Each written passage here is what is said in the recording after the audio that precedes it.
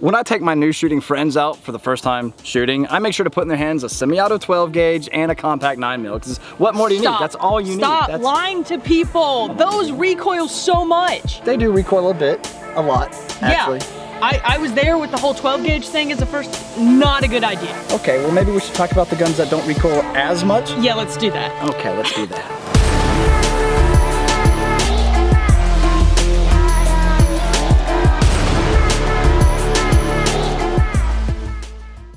Welcome back, everybody. Clint here today with Classic Firearms out here at Take Aim Training and Range, and we're out here today to talk about recoil. We've got Katie back with us. Say hey, Katie. How's it going, guys? And we're gonna be talking about one of your favorite things, recoil and the shotgun. Oh, exactly, yes.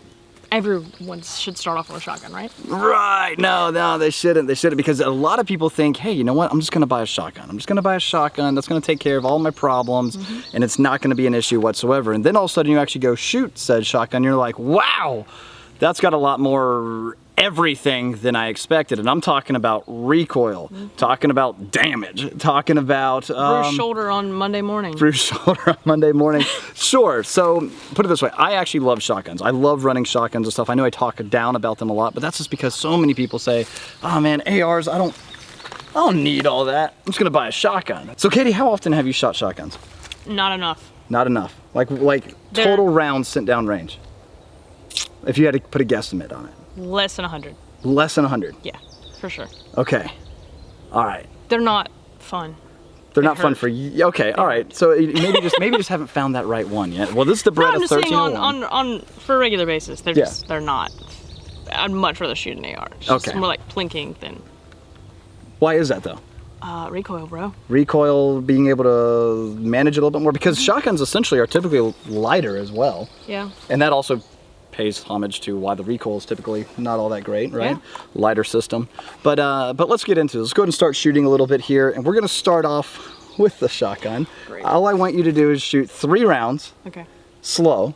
Just boom, boom, you know, try to hit the target downrange there. You've got some double-aught buck in here, and we're far away enough that we don't have to worry about it coming back and bouncing. Okay. So you're just gonna aim 3 shots, boom, boom, boom. See how that feels. Then maybe I'll shoot it a couple times because I actually do like shooting it. And then we'll move to the AK. Okay. And how that compares. Then we'll move to the AR and how that compares. So. I can already tell you which one's my favorite. What was that? I don't think they heard you. I said I can already tell you which one's my favorite. We'll find out. Let's do it. All right, Katie, on you. Go ahead and pop that safety off. Take 3 shots at the target. Okay, fine.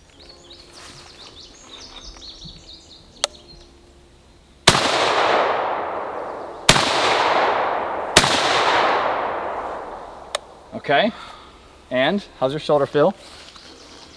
Not that good. Not that good? Let me see the guy. These things are fun, man. We had 2 left. So yeah, so you definitely get a lot more jump, right? You get a lot more jump. You can't stay on target as well. Well, let's put the AK in your hands. We're gonna be running iron sights now. I know that's your favorite too. It's fine, I got this. That's right, good spirit. Just 3, right? Yep.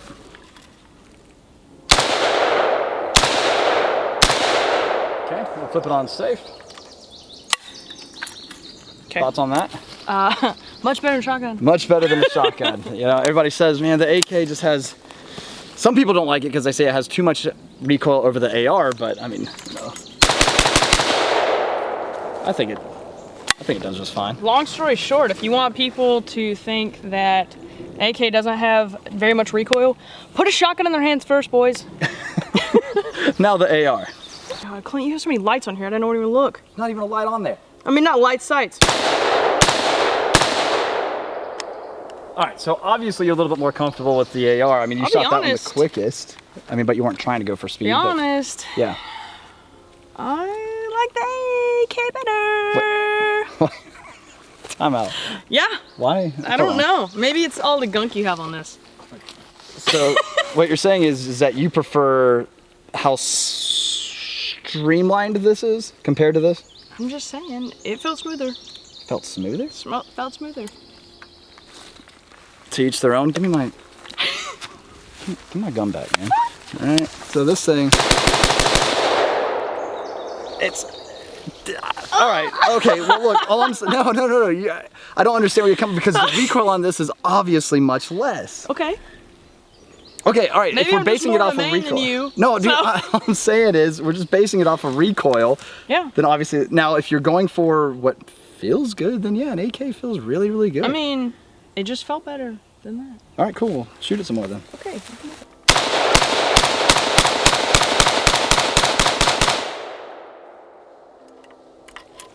So there. Now what you're gonna see are all three guns stacked up against each other here in a little bit more slow motion, kind of cool, so you can see that recoil comparison. Granted, will the AR have the least amount of recoil? It makes sense. Yes, that it will, because it's the smallest caliber. Of course. And also too, probably it's not as heavy as the AK. No. Not as heavy. No. 7.62 by 39 versus 5.56 versus 12 gauge. Cool. So now you're seeing all of that. AR is nice and easy to recoil. This has a little bit larger diameter bullet, a little bit more energy delivered on target. Shotgun, absolutely devastating, but limited round count. Now with that being said, pistols are another thing that kind of get that idea that, well, smaller means better. Oh. And if it's like a pink little 38 special, it's perfect. Don't even start with me. We're not going there. That was a joke. What's your concealed carry? SIG P365. Cool. And then I've got the SIG 320 VTAC here. We're going to do a comparison and recoil of that, of going same caliber, but a smaller pistol compared to a bigger pistol. Which one has better felt recoil? And then just for fun, we've got my FNX 45. Just throw that big hunky boy in there and let's do it. Now Katie's got her concealed carry, the 365 manual safety model. Little compact guy. So go ahead and take 3 shots with that guy there. Again, we're going to be getting that in motion that you guys are going to see stacked up against a couple of other handguns. So let's go ahead and do it. 3 shots. Okay.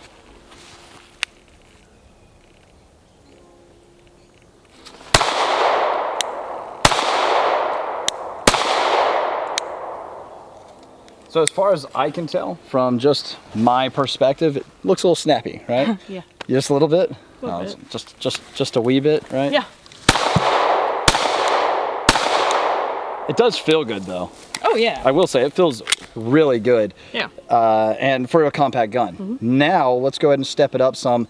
I've got my 320 VTAC, but you've also got your Canic that you like to shoot. Yes, sir. All right, cool. So I'll go ahead and clear this guy out. Okay. You go ahead and do that guy, and then we'll switch over to this with the flashlight on it, because that extra weight might change it up a little bit too. So go ahead and take a couple shots with your Canic. Let's see how that feels.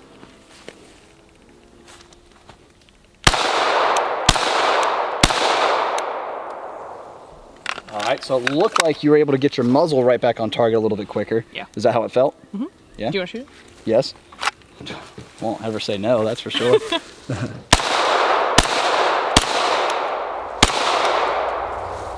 You know, I am always really surprised at what Canic does. This is the Rival, by the way, and it feels awesome. So I'll hand that back to you. And now we've got the 320 VTAC here. SIG, I like it a lot, but with the added light, a little bit heavier of a gun. Tell me how that feels in comparison to your Canic. We'll see. Okay.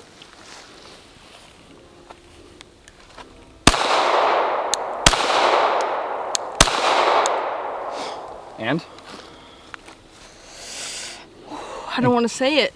Oh, what are you gonna say? I like it as equal. Equal. So you like it? Yeah, usually I'm like, Canic beats everything. Yeah. And then I shot, I was like, ooh. You know Adam's gonna be mad at you. That's okay, Adam. I said it's equal, not better. Fair enough, right? That does feel really good though. Yeah. All right, so now in comparison to the Canic, look, if you were to have the flashlight on that gun, right, and shoot that, adding a little bit of weight to your gun, in some situations can be good, because you think about it, what's the compromise? What are the pros and cons of adding a little bit of weight, like a flashlight? One, well, now you've got light. Now you can actually see. Now you can get a positive identification on your target. Secondly, a little bit more weight means a little bit better recoil management. However, you got more weight on your gun, so carrying it around, concealed carrying it's not going to be as easy. That's why you see us running this type of stuff, especially for training and fun and exercise and everything else. And cool. And you can get it caught. And you can get it caught. But wait, there's more. Now we're gonna grab the But we were only shooting 9mm and we're done. Yep, we got the thickness over here. The FNX 45 Tactical. This is a double action, single action pistol. Yes, it does have a manual safety. Yeah, I'm really shocked that you have a gun with a manual safety. Yeah, safeties are overrated. Anyway, all right, now I will say this, right? So you pull the hammer back on this guy, it's single action stage. Okay. Okay, so you pop the safety off, it's ready to go. If you apply more downward pressure on the safety, it'll decock it. Now you're in the double action, so you're gonna have that long, hard trigger pull. Yeah. Shoot it like that, have a good time. There's one in the chamber, you're ready to rock and roll.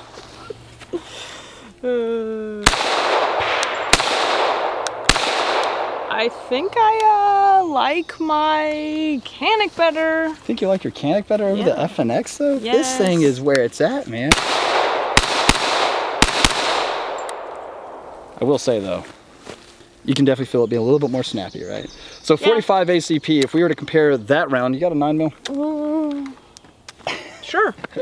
So we compare those two rounds, you'll notice that just how much thicker this guy is. So it is a much larger bullet in diameter. It's also heavier and slower, and it does have a little bit more felt recoil.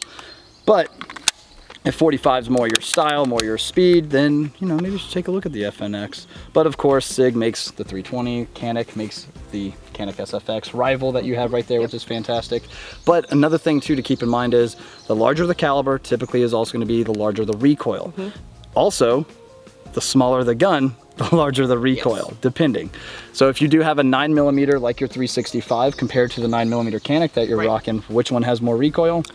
The 365. The 365, right? So just keep that in mind. Maybe if you're going for like a bedside gun and you want something that has a larger capacity, has the ability to have attachments such as a light, maybe going with something like the 320 that you see here, like the Canic, like any other type of full-size pistol would be more your speed instead of having something so compact. You're able to get a little bit quicker and more accurate follow-up shots. Just things to consider. Let me know what works for you guys.